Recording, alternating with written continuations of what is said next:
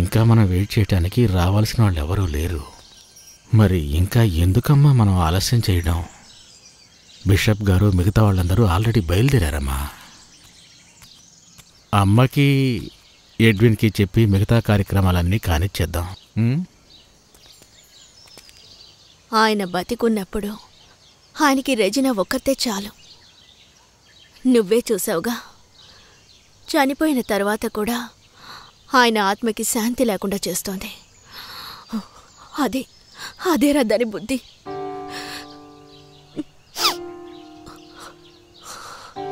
తను నాకింకో విషయం కూడా చెప్పింది.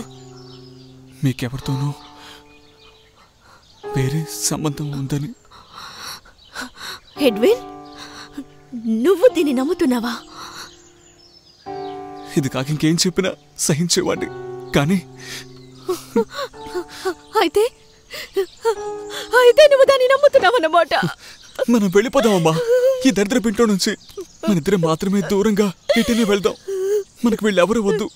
అమ్మా ఎడ్విన్, కిందకి రా. వినిపించలేదా నీకు?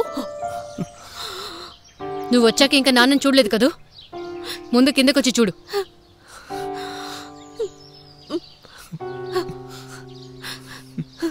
రారా, అందరూ వెయిట్ చేస్తున్నారు నీకోసం.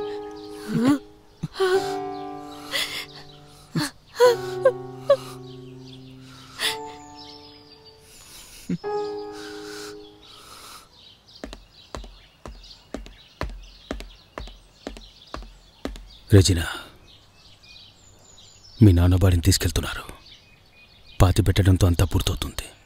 ఏదైనా చెప్పాలనుకుంటే.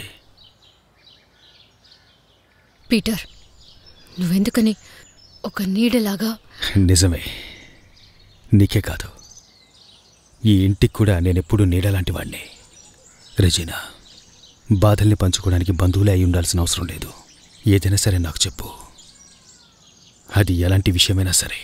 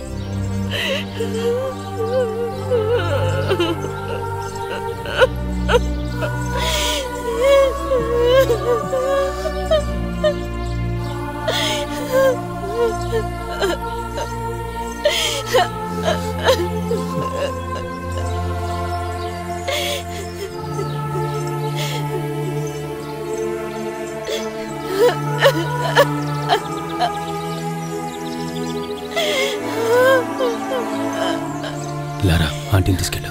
ఆంటీ, మీరు వెళ్ళండి, వెళ్ళండి.